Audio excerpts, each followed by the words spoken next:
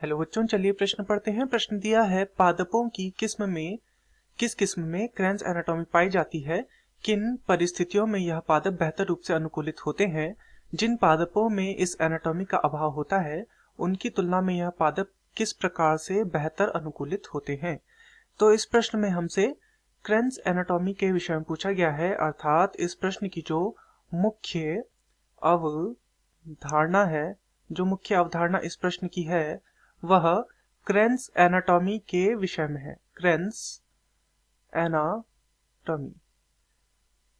तो चलिए समझते हैं कि क्रेन्स एनाटॉमी क्या होती है।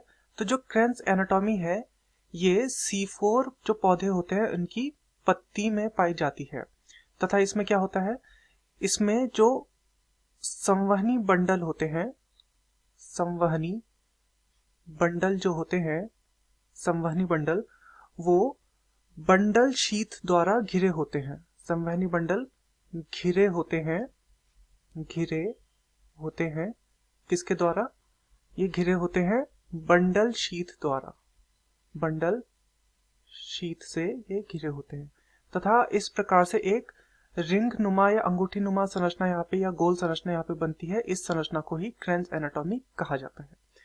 तो इसमें क्या होता है कि C4 पौधों में दो प्रकार की प्रकाश संश्लेषी कोशिकाएं होती हैं।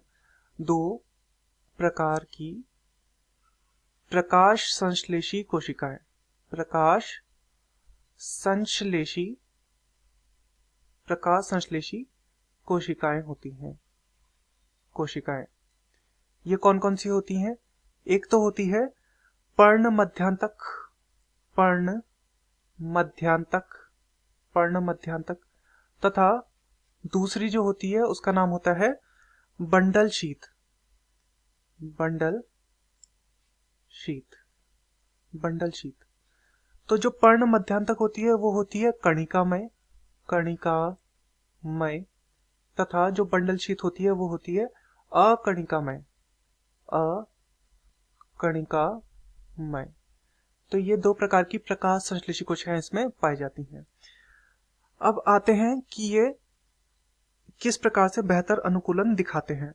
तो ये जो C4 पौधे होते हैं इस क्रेन्स एनाटॉमी के कारण इसमें क्या होता है कि उच्च अगर O2 का सांद्रण है, यानी कि ऑक्सीजन का सांद्रण अगर अधिक है, तथा उच्च तापमान भी है, उच्च तापमान, इन दोनों ही परिस्थिति में ये क्या करते हैं, इन दोनों ही परिस्थिति में ये पूर्ण अनुकूलित हो जाते हैं।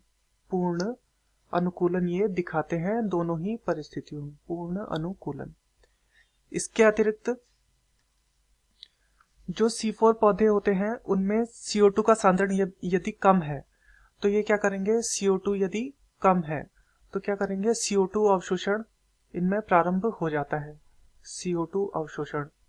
इसके अतिरिक्त और क्या होता है कि यदि ऐसे पौधों में, C4 पौधों में रंध्र बंद है या फिर जो जल है, जल की कमी है, ऐसी परिस्थिति में क्या होगा कि प्रकाश संश्लेषण होता है दोनों ही परिस्थिति में। प्रकाश संश्लेषण तब भी होगा, यहाँ पर प्रकाश संश्लेषण होगा दोनों ही परिस्थिति में, रंध्र बंद हो, जल की कमी हो, तब भी। इसके अतिरिक्त ये जो पौधे होते हैं, जो C4 पौधे होते हैं, ये उष्ण कटिबंध और रेगिस्तान में भी बेहतर अनुकूलन दिखाते हैं। उष्ण कटिबंध इलाकों में तथा रेगिस्तान में भी बेहतर अनुकूलन दिखाते हैं। क्या दिखाते हैं? अन्य पौधों की अपेक्षा ये क्या करते हैं, बेहतर अनुकूलित होते हैं, अनुकूलन इनमें होता है। तो ये होते हैं कौन से? ये होते हैं C4 पौधे जिनमें क्रेन्स एनाटॉमी पाई जाती है। मैं आशा करता हूँ आपके समझ में आया होगा। धन्यवाद।